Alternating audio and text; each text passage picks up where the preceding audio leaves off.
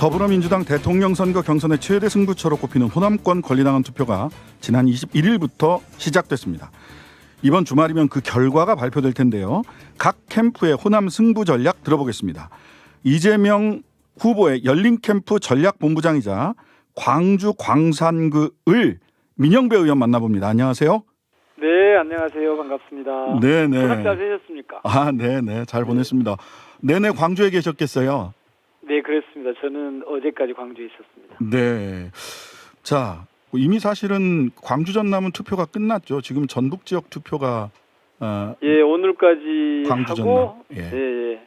광주 전남 북을 다 합하면 네. 아마 90%쯤 투표가 끝나지 않았을까 싶습니다. 네네. 네. 자, 그러면은 제일 궁금한 거 여쭤보겠습니다. 예. 추석 호남 민심 어떻습니까? 너무 포괄적이죠? 제가 거의 한 너댓새 동안 네.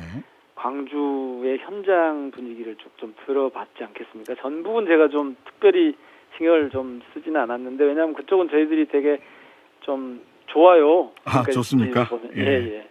그러니까 되게 이렇게 돼 있거든요. 전북은 확실히 이긴다. 네네. 광주는 조금 이긴다. 네. 전남은 조사 결과에 따라서는 이기기도 하고 지기도 하는데 한다. 근래 특히 좀 변동이 좀 있었어요. 왜냐하면 네. 각각 그 전북 연고, 전남 연고 경쟁 후보들이 계셨기 때문에 네네. 이분들이 이런저런 변화가 많이 있었잖아요. 네.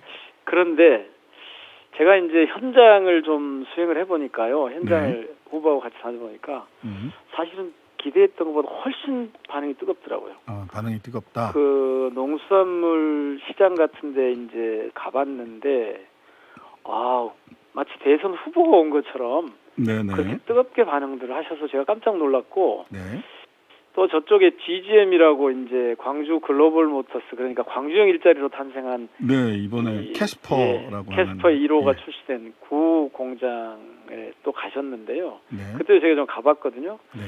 반응이 사진 찍자고 하고 라인에서 또는 쉬고 있는 분들이, 거기 일하시는 분들이 또 뭐 환호도 하고 박수도 치고 이러더라고요. 그래서 아니 후보들 오면 대체로 이러는 거 아니냐고 그랬더니 이재명 후보가 좀 특별하다 그렇게 말씀하시더라고요. 그래서 현장 저희는 분위기는 바닥은 괜찮다. 예. 바닥은 좋다. 그다음에 지역으로 보자면 전북은 확실히 이기고 광주는 조금 이기고 전남은 박빙이다 내지는 접전이다 이 정도.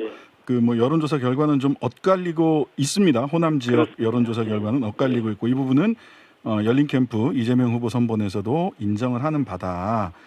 자, 그렇다면 유권자 숫자가 중요하잖아요. 그리고 투표율도 그렇게 그렇고. 따지면 그렇게 전남이 따졌을 제일 때 많습니다.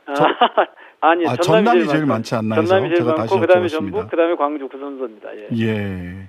자, 그러면은 정말 그러니까 전남이 상대적으로 비중이 높기 때문에 전남에서 조금 약세를 보이면 전체적으로 균형이 잡힐 수도 있고 전남에서 저희가 조금 약진을 하면 전체적으로 꽤 이길 수도 있겠다. 네.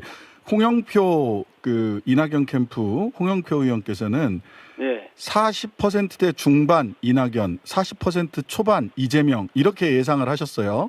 광주 전남북을 통틀어서요? 통틀어서. 예. 되게 2위 후보가 그 정도 얘기하면 저희가 아마 40% 후반에서 50% 초반 안팎일 것 같고 그쪽 후보가 40% 안팎 아닐까 그렇게 생각이 되는데. 며칠 지나면 우리 홍영표 의원님이 좀 과장을 하셨는지 우리 민영배 의원님이 과장을 좀 하셨는지 보겠습니다. 뭐 블러핑이다 뭐 이런 얘기도 하는데요. 어느 쪽이 블러핑인지 한번 보기로 하고요. 이건 뭐 도박판이 아니고 경선판이기 때문에 저는 블러핑을 할 이유가 없고요. 알겠습니다. 자, 조금 좀 민감한 질문일 수 있는데요. 지금 호남권 경선 물론 이곳 대선 전체에서도 대장동 논란이 변수가 될 거다. 이런 전망이 많이 있습니다. 또 한편에서는 수사하면 다 나와 수사해서 사실관계 밝혀지면 오히려 이재명 후보가 더 유리해질 거다라고 하는 그런 예측을 하기도 하는데 심지어 하태경 의원은 이번에 추석 민심은 화천대유하세요, 대박 나세요랑 같은 뜻입니다. 이게 라고 오늘 언론에서 방송에서 이야기를 하셨더라고요. 이재명 후보 쪽에서 이 논란 어떻게 헤쳐나갈 건지 큰 방향을 좀 말씀을 해 주시고요. 예. 우선요. 네.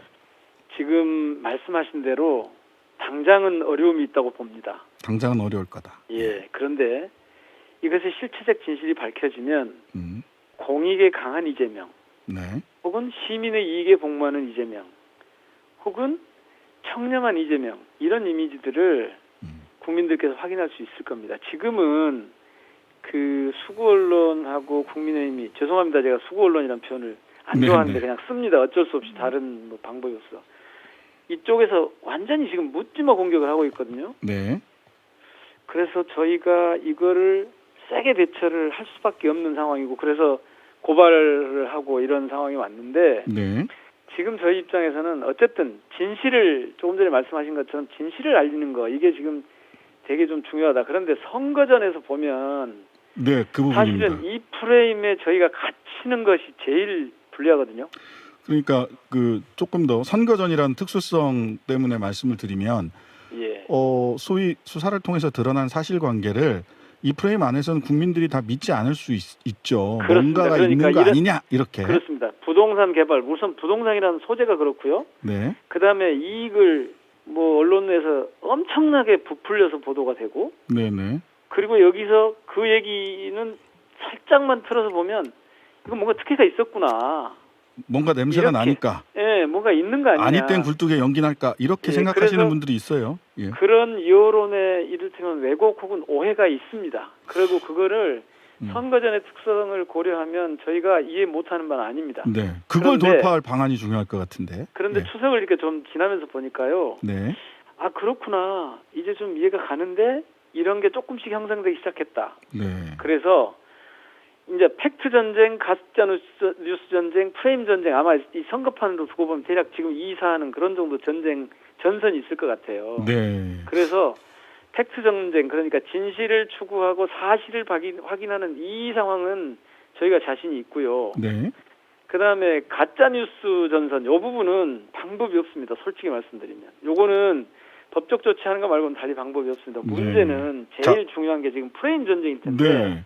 프레임은 어떻게 다른 프레임으로? 국민의힘과 싸움이잖아요. 네. 이거는. 그래서 이거는 저희 경선 캠프 하나에서 대응하는 것만 가지고는 역량이 좀 부족할 수 있기 때문에 네. 당 차원에서 적극적으로 대응을 하는 것이 돌파하는 방법일 거라고 봅니다. 네. 지금 저희 당대표께서 내일 이제 기구를 하시면 네. 이게 좀 본격적으로 이루어질 겁니다. 그러니까 이 문제는 네. 저희 당내에서 어떤 후보가 그런 걸 활용을 하고 있긴 하지만 민주당 내 경쟁 후보들 간의 문제가 결코 아니다. 자, 그래서요. 두 가지로 나눠서 한번 지금 말씀하신 것 중에 두 가지로 나눠서 하나 여쭙겠습니다.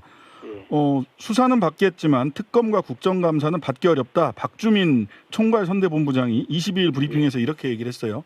뭐든지 다 받겠다라는 거에서 좀 바뀐 거 아닌가요? 어떻습니까? 아닙니다. 그거는 우리 후보는 처음부터 수사는 받겠다고 했고 나는 1%도 그러니까 1원도 안 받았다. 과정에 1원도 받은 적이 없다.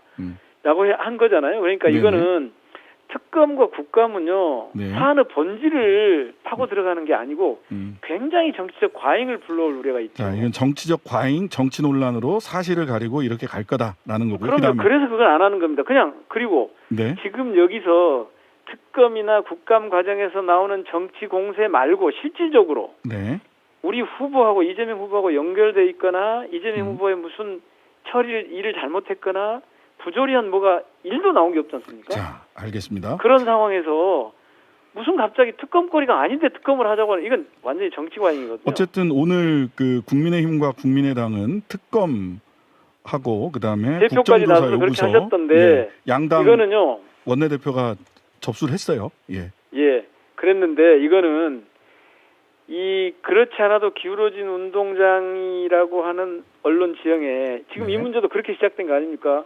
아니 5천만 원 자본금 가지고 내용은 1,100배를 이거 말도 안 되는 그런데 국민들한테는 이게 그렇게 다가가지 않거든요. 네네. 실제로 알겠습니다. 그런 것처럼 보이잖아요. 어쨌든 그래서 시간이 많지 않아서요. 대선 과정을 왜곡하는 방식으로 간다. 이거 국감이나 특검과 국정감사는. 특검과 국조는 그래서 그렇게 하지 말자는 거죠. 네, 수사는 충분히 해라. 그러나 특검과 국정감사는 정치적인 그럼요. 정치 과잉이다 이거는. 정치 과잉으로 가기 때문에 안 된다라는 말씀이셨고요. 그래서 원래 한 가지만 원래 더. 이재명 시장이 했던 공익적 접근, 주권자 중심의 접근을 네. 오히려 가리게 되는 거니까 그건 네, 받을 네, 수 없다는 네. 거죠. 예. 자, 아까 당이 전부 다 힘을 모아가지고 이거는 같이 이 프레임 싸움을 같이 해야 된다라고 말씀을 하셨는데 그렇죠. 실제로 이낙연 후보 측에서는 MB는 감옥에 있다라는 말씀을 하기도 하셨고 또 우리 안에 수박 기득권자들이라고 이재명 후보가 SNS에서 이야기하는 것에 대해서 이거 호남 비하 발언이다라고 이야기를 하셨어요. 그러면 이런 상태에서 당이 단합해서 이것을 대응할 수 있을지 경선 후에 원팀이 될 수 있을지 이 부분 뭐 좀 짧게 좀 말씀해 주시죠. 와, 여러 가지 한꺼번에 막 부르셨는데 예, 예. 우선 네. 저는 그 MB 감옥 이런 얘기는 거론할 가치가 없다고 봅니다. 거론할 가치 없다. 이건 그런 가치가 없고 이런 얘기는 선을 넘었어요. 이건 네. 거론하는 것 자체가 그렇고요. 그다음에 우리 안에 수박 기득권자들 이거는 네. 요즘 이상하게 가져가던데요. 네. 이런 겁니다. 겉으로 보기에는 민주당인데 속은 국민의힘에 가깝다 이런 뜻 아니겠습니까? 네, 네. 그러니까 이거는 대장동 사건을 대하는 그 캠프의 몇몇 인사들을 염두에 두고 네. 한 말이지 네. 우리 당을 염두에 두고 한 말이 아니에요. 그렇기 때문에 이게 당이 당내- 아니라 호남 비하 발언이다 이렇게 얘기를 했어요. 그것은 예. 호남 비하하고 지금 이 수박 발언이 도대체 연결고리가 히읗자도 호남이 호자하고 연결되지 않지 않습니까? 네, 네. 도대체 왜 이게 호남 비하 발언이죠? 그래서 우리 그렇기 때문에 이렇게 경선 불복 같은 것을 미리 예측하는 건 정말 이건 프레임을 그렇게 걸고 가려고 하는 아주 불순한 의도가 있는 거고요. 네. 저는 절대적 원칙의 문제를 그렇게 네. 굳이 거론할 필요가 없다고 봅니다. 따라서 네.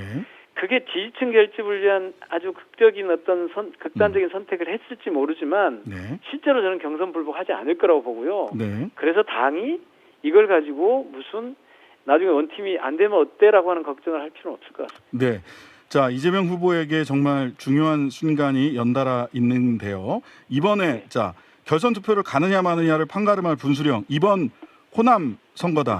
10월 3일 2차 선거인단 선거다. 10월 10일 3차까지 가봐야 한다. 언제로 보십니까? 저는 일 아니면 인데요. 이란이문이 3차까지는 안 갈 것 같습니다. 아니, 그러니까 네. 과반 이상을 확보하는 것이요. 그런데 네네. 아마 호남에서 네. 호남 그 유권자들이 되게 특히 저희 민주당 당원들이 전략적 판단이 되게 잘하는 분들이라고 지혜롭게 하는 분들이라고 돼 있잖아요. 네네. 그래서 아마 호남에서 동선 경쟁력이 얼마나 있느냐, 본선에서 이길 수 있느냐. 네. 그다음에 호남이 그동안 추구해온 광주 전신, 호남 정신 개혁의 강도를 잘 실천할 수 있느냐. 네네. 이런 걸 가지고 판단할 것이기 때문에 아마 이번에 거의 판가름을 내주시지 않을까, 결정해 주시지 않을까 그렇게 생각합니다. 네, 이번에 판가름을 내달라라고 하시는 말씀이 이재명 후보의 호남 필승 전략이구나라는 생각을 하게 됩니다. 네, 오늘 인터뷰 감사합니다. 예, 고맙습니다. 네.